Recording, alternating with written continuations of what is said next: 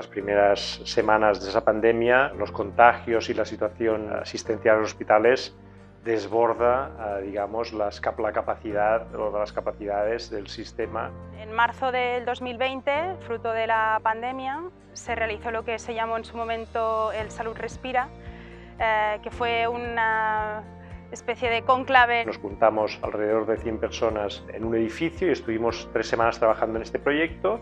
Nuestra participación en el proyecto empieza casi como una película. Era un domingo, estábamos todos encerrados en casa, Pedro Sánchez había declarado el cierre total y de repente recibimos una llamada de Martí Ballart e intentamos organizar casi el clúster del sector de la construcción, todos allí metidos para intentar generar un modelo arquitectónico que pudiera dar respuesta a la complejidad de la pandemia. El objetivo común de salvar vidas, porque todo el mundo sabía y conocía la situación complicada que teníamos. Valía la pena jugársela, ¿no? Porque también era un riesgo para quien tenía que adoptar la responsabilidad de decir que impulsaba un proyecto de construcción de 5 edificios en simultáneo en 20 semanas, pues era una responsabilidad. Unos hospitales de unos 5.000 metros que podían albergar casi unas 100 camas de UCI COVID, al lado de los grandes hospitales, pero que tuvieran 2 grandes objetivos. El primero, ser capaces de dar respuesta a la tercera, a la cuarta, a la quinta ola, las que se produjeran.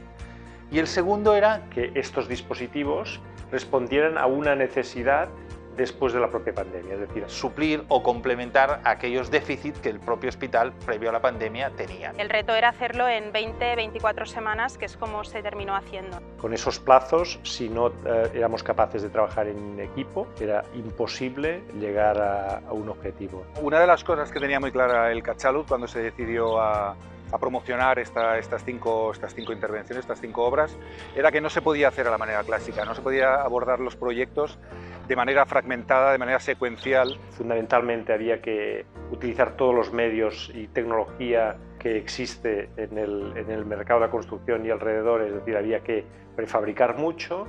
El papel fundamental de la ingeniería en la industrialización, que es uno de los pilares de estos proyectos, es decir, reindustrializar partes que luego ahí simplemente se ensamblan. En Bellvitge se utilizó estructuras prefabricadas de hormigón, pero en otros sitios se utilizaron estructuras metálicas o construcciones modulares. Por ejemplo, en el caso del Pere Virgili, que fue el que yo seguí más de cerca, en prácticamente 2 semanas teníamos todos los módulos ya situados en obra. Se demuestra que se pueden hacer también obra pública con cierta agilidad cuando hay una situación que requiera una intervención un poco más rápida que los calendarios convencionales. Estos proyectos no hubiesen sido posibles sin unos aspectos metodológicos clave que agilizaban y que ordenaban a todas las personas, pero también a todas las fases del proyecto. Hemos demostrado que cambiando la manera de hacer las cosas, buscando escenarios de colaboración, aplicando de manera radical maneras nuevas de hacer, se pueden hacer realmente cosas que podían parecer absolutamente increíbles. Al final nos ha enseñado otra forma de trabajar mucho más efectiva y con unos objetivos más claros, y se ha traducido en 2 obras más que finalizamos el año pasado. Porque al final todos empujábamos por nuestras familias, todos empujábamos por la salud de los ciudadanos. Aunque fue un reto muy difícil y complejo, pero digamos que la alineación de todos los actores fue fundamental. Y aquella era la oportunidad de la construcción para poder hacer algo, ¿no? Trabajando juntos éramos capaces de hacer una excepción en lo que es la norma o la visión que tiene el mundo de cómo funciona la construcción, ¿no? Todos trabajando a una, lo vimos muy claro.